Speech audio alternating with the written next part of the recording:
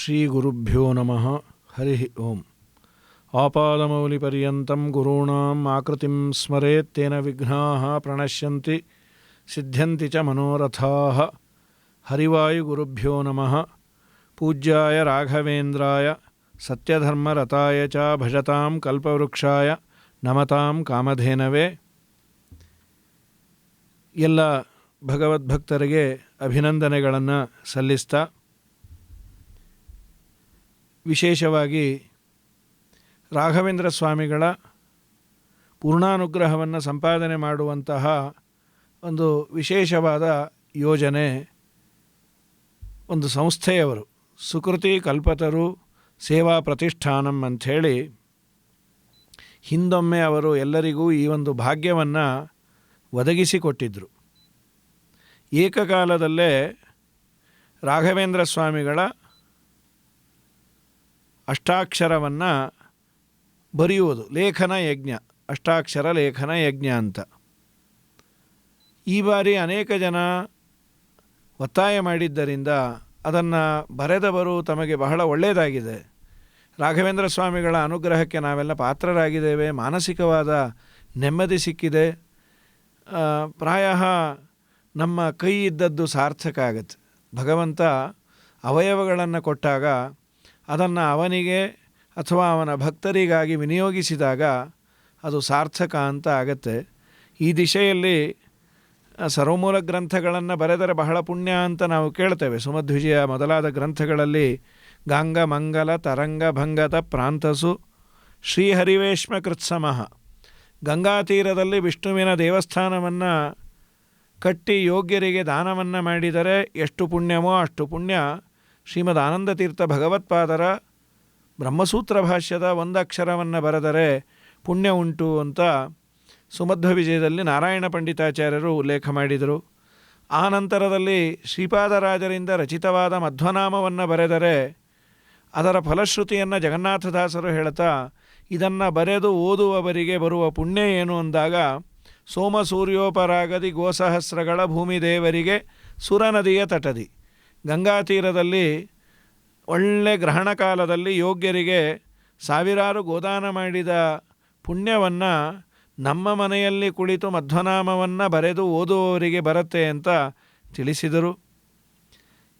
ಇದೇ ಮಾಧ್ವ ಪರಂಪರೆಯಲ್ಲಿ ಶ್ರೀಮಧ್ವ ಮತದುಗ್ಧಾಬ್ಧಿ ಚಂದ್ರ, ಚಂದ್ರರಂತೆ ವಿರಾಜಮಾನರಾದ ರಾಘವೇಂದ್ರ ರಾಜಿತ ಗುಣಸಾಂದ್ರ ಅಂತ ಎಲ್ಲ ದಾಸರಿಂದ ಕೊಂಡಾಡಿಸಿಕೊಳ್ಳಲ್ಪಟ್ಟ ರಾಘವೇಂದ್ರರ ಅಷ್ಟಾಕ್ಷರ ಲೇಖನವನ್ನು ಮಾಡಿ ಅವರು ಆನಂದವನ್ನು ಅನುಭವಿಸಿ ಅನಿಷ್ಟ ನಿವೃತ್ತಿಯಾಗಿ ಇಷ್ಟ ಪ್ರಾಪ್ತಿಯಾದದ್ದರಿಂದ ಪುನಃ ನೀವು ಅದನ್ನು ಮಾಡಿ ಅಂತ ಅನೇಕ ಜನ ಕೇಳಿದ್ದರಿಂದ ಈ ಸುಕೃತಿ ಕಲ್ಪತರು ಸೇವಾ ಪ್ರತಿಷ್ಠಾನದವರು ಮತ್ತೊಮ್ಮೆ ಮಾಡುವ ಏಕಕಾಲದಲ್ಲೇ ಬೆಂಗಳೂರಿನ 70ಕ್ಕೂ ಹೆಚ್ಚು ರಾಘವೇಂದ್ರ ಸ್ವಾಮಿಗಳ ಮೃತ್ತಿಕಾ ವೃಂದಾವನ ಇರುವಂತಹ ಮಠಗಳಲ್ಲಿ ಕೇಂದ್ರ ಅಂತ ಮಾಡಿಕೊಂಡು ಅಲ್ಲಿ ಒಂದು ಪುಸ್ತಕವನ್ನು ಅವರೇ ಕೊಟ್ಟು ಲೇಖನ ಯಜ್ಞವನ್ನು ಏಕಕಾಲದಲ್ಲಿ ಮಾಡೋದು ಇದೊಂದು ದೊಡ್ಡ ಇತಿಹಾಸ. ನಮ್ಮಲ್ಲಿ ಇಂಥ ಧಾರ್ಮಿಕ ಕ್ರಿಯೆಗಳು ಗಿನ್ನೀಸ್ ಪುಸ್ತಕದಲ್ಲಿ ಏರೋದಿಲ್ಲ, ಆದರೆ ಇದು ಗಿನ್ನೀಸಿನಲ್ಲಿ ಈ ಥರ ಯಾರೂ ಮಾಡಿರೋದಿಲ್ಲ. ಏಕಕಾಲದಲ್ಲೇ ಕೋಟಿ ಲೇಖನ ಯಜ್ಞವನ್ನು ಮಾಡುವಂತಹ ಅಭಿಯಾನವನ್ನು ಈ ಬಾರಿ ಹಮ್ಮಿಕೊಂಡಿದ್ದಾರೆ. ಅದರ ಹೆಚ್ಚಿನ ವಿವರಣೆಗಳನ್ನೆಲ್ಲ ಮತ್ತೆ ಮತ್ತೆ ಯೂಟ್ಯೂಬಲ್ಲಿ ಅಪ್ಡೇಟ್ ಮಾಡ್ತಾ ಇರ್ತಾರೆ. ಮುಖ್ಯವಾಗಿ ಇಲ್ಲಿ ಒಂದೆರಡು ಅಂಶವನ್ನು ತಿಳಿಸಲಿಕ್ಕೆ ಹೊರಟಿದ್ದಾರೆ. ಇಲ್ಲಿ ಯಾವ ತರಹದ ಕಮರ್ಷಿಯಲ್ ಆ್ಯಕ್ಟಿವಿಟೀಸ್ ಇಲ್ಲ, ಯಾವ ಭಕ್ತರು ಇದಕ್ಕೆ ಹಣವನ್ನು ಕೊಡುವ ಅನಿವಾರ್ಯತೆ ಇಲ್ಲ. ನಮ್ಮಲ್ಲಿ ಹಣ ಅಂತ ಬಂದಾಗ ಹಿಂದೆ ಸರಿತೇವೆ, ಅಥವಾ ಹಣ ಅಂತ ಬಂದಾಗ ಕುದೃಷ್ಟಿಯಿಂದ ನೋಡ್ತೇವೆ, ಏನೋ ಹಣ ಮಾಡಿಕೊಳ್ತಾರೆ ಅಂತ.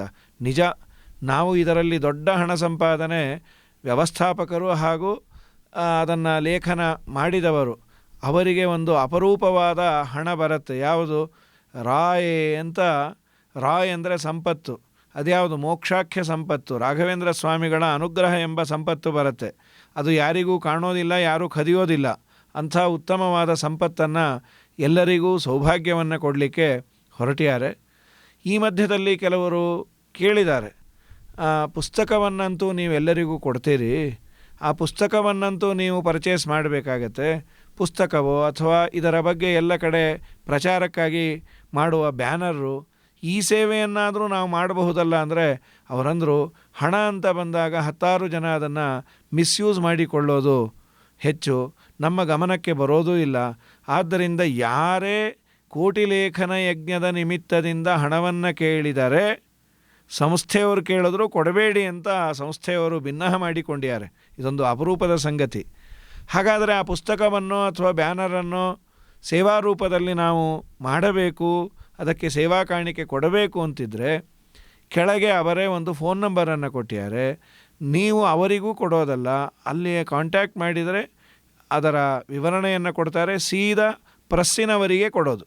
ಪುಸ್ತಕವನ್ನು ಮಾಡುವ ವ್ಯಕ್ತಿಗೆ ಏನಾಗುತ್ತೆ ಅವರ ಹತ್ರ ಮಾತಾಡಿಕೊಂಡು ನೀವು ಕೊಡೋದು. ಅಂದರೆ ನಾವು ಆಗಾಗ ನೋಡ್ತಾ ಇರ್ತೇವೆ ಪಾರದರ್ಶಕತೆ ಅಂತ. ಅದು ಪದದಲ್ಲಿ ಮಾತ್ರ ಉಳಿದಿದೆ. ಈ ಸಂಸ್ಥೆಯವರು ಅದನ್ನು ಪರಿಪಾಲನೆಯನ್ನು ಮಾಡುವ, ಪದದಲ್ಲಿ ಉಳಿಯೋದು ಬೇಡ ಅನ್ನುವ ದೃಷ್ಟಿಯಿಂದ ಪಾರದರ್ಶಕವಾಗಿ ಮಾಡ್ತಿದ್ದಾರೆ.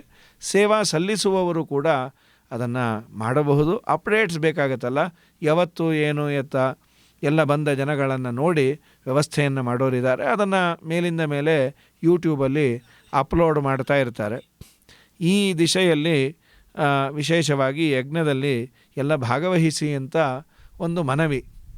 ವಿಶೇಷವಾಗಿ ರಾಘವೇಂದ್ರ ಸ್ವಾಮಿಗಳ, ಅವರ ಅಂತರ್ಯಾಮಿಯಾದ ವಾಯುದೇವರ, ಅವರ ಅಂತರ್ಯಾಮಿಯಾದ ಭಗವಂತನ ಸೇವೆ ಇದು.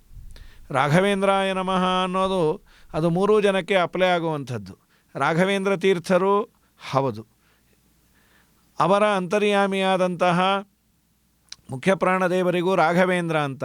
ರಾಘವ ಅಂತಂದರೆ ಶ್ರೀರಾಮಚಂದ್ರ, ಅವನನ್ನೇ ಇಂದ್ರ ಅಂದರೆ ಸ್ವಾಮಿಯಾಗಿ ಉಳ್ಳವರು ಯಾರು ಅಂದರೆ ಮುಖ್ಯ ಪ್ರಾಣದೇವರು. ರಾಘವನನ್ನೇ ಇಂದ್ರನಾಗಿ ಉಳ್ಳವರು ಯಾರೋ ಅವರು ರಾಘವೇಂದ್ರರು. ಸದಾ ರಾಮನ ಪಾದಗಳಲ್ಲಿ ಮನಸ್ಸನ್ನು ಇಟ್ಟಂತಹ ಮಹಾನುಭಾವರು. ಪುರಂದರದಾಸರಂತಾರಲ್ಲ, ಹನುಮ ಪುರಂದರ ವಿಠಲನ ದಾಸ, ಪುರಂದರ ವಿಠಲನು ಹನುಮನೊಳ್ವಾಸ, ಹನುಮನ ಮತವೇ ಹರಿಯ ಮತವು. ಹೀಗಾಗಿ ರಾಘವೇಂದ್ರ ಅನ್ನೋದಕ್ಕೆ ಹನುಮಂತ, ಆ ವಾಯುದೇವರ ಅವತಾರರಾದ ಆನಂದತೀರ್ಥ ಭಗವತ್ಪಾದರು ಅಂತಾಯಿತು. ಅವರ ಒಳಗೆ ಭಗವಂತ ಇದ್ದಾನೆ, ಅವನು ರಾಘವೇಂದ್ರ. ರಘುವಂಶದಲ್ಲಿ ಶ್ರೇಷ್ಠ ಶ್ರೀರಾಮಚಂದ್ರ. ಹೀಗೆ ರಾಘವೇಂದ್ರ ಅಂತಂದರೆ ರಾಘವೇಂದ್ರ ಸ್ವಾಮಿಗಳು, ಅವರ ಅಂತರ್ಯಾಮಿಯಾದ ವಾಯುದೇವರು, ಅವರ ಅಂತರ್ಯಾಮಿಯಾದ ಭಗವಂತ. ಈ ಬರೆಯುವವರು ಈ ಚಿಂತನೆಯನ್ನೇ ಮಾಡಿ ಬರೆದರೆ 3 ಜನ ವರವನ್ನು ಕೊಡ್ತಾರೆ. ಒಂದು ರೀತಿಯಾಗಿ ನಮ್ಮ 3 ಅಪೇಕ್ಷೆಗಳು ತೀರತ್ತೆ, 3 ತಾಪಗಳು ಪರಿಹಾರ ಆಗತ್ತೆ. ಆಧ್ಯಾತ್ಮಿಕ, ಆದಿದೈವಿಕ, ಆದಿಭೌತಿಕ. ಬರೆಯುವುದು ಒಂದು ಪದ, ಆದರೆ ನಮಗೆ ಕಳೆಯುವುದು 3 ರೋಗ. ನಮ್ಮ 3 ಅವಸ್ಥೆಯಲ್ಲಿ ಇರುತ್ತೆ. ಬಾಲ್ಯಾವಸ್ಥೆಯಲ್ಲಿ ನಾವೊಂದಿಷ್ಟು ಪಾಪವನ್ನು ಮಾಡಿರ್ತೇವೆ, ಯೌವನದಲ್ಲಿ ಮಾಡ್ತೇವೆ, ವೃದ್ಧಾಪ್ಯದಲ್ಲಿ ನಮ್ಮಿಂದ ಪಾಪಗಳು ಘಟಿಸುತ್ತೆ. ಈ 3 ಪಾಪಗಳ ಪರಿಹಾರಕ್ಕೆ ಇರುವ ಒಂದೇ ಒಂದು ಯಜ್ಞ ಯಾವುದು ಅಂದರೆ ಇದೊಂದು ಲೇಖನ ಯಜ್ಞ. ಆ ದಿಶೆಯಲ್ಲಿ ನಾವು ನೀವೆಲ್ಲರೂ ಸೇರಿ ಈ ಕೋಟಿ ರಾಘವೇಂದ್ರ ಅಷ್ಟಾಕ್ಷರ ಲೇಖನ ಯಜ್ಞದಲ್ಲಿ ಭಾಗವಹಿಸಿ ರಾಯರ, ಅವರ ಅಂತರ್ಯಾಮಿಯಾದ ವಾಯುದೇವರ, ಅವನ ಅಂತರ್ಯಾಮಿಯಾದ ಭಗವಂತನ ವಿಶೇಷ ಅನುಗ್ರಹಕ್ಕೆ ಪಾತ್ರರಾಗಿ ಕೈ ಕಾಲು ಇದ್ದದ್ದು ಸಾರ್ಥಕ ಆಯಿತು ಅನ್ನಿಸಿಕೊಳ್ಳು. ಯಾಕೆಂದರೆ ರಾಜಾದಿರಾಜರ ಬಗ್ಗೆ, ಅಂಬರೀಷ ಚಕ್ರವರ್ತಿಯ ಬಗ್ಗೆ ಭಾಗವತಾದಿಗಳು ಹೇಳೋದು, ಮುಕುಂದ ಲಿಂಗಾಲಯ ದರ್ಶನೇ ದೃಶೌ ತದ್ಭೃತ್ಯ ಗಾತ್ರ ಸ್ಪರ್ಶೇ ಅಂಗಸಂಗಂ ಗ್ರಾಣಂಚ ತತ್ಪಾದ ಸರೋಜ ಸೌರಭೆ ಶ್ರೀಮತ್ತುಲಸ್ಯಾಂ ರಸನಾಂ ತದರ್ಪಿತೆ. ಎಲ್ಲ ಅವಯವಗಳು ದೇವರಿಗೆ ಮೀಸಲು. ಅವನ ಪಾದವು ಹರೇ ಕ್ಷೇತ್ರ ಪದಾನುಸರ್ಪಣೆ.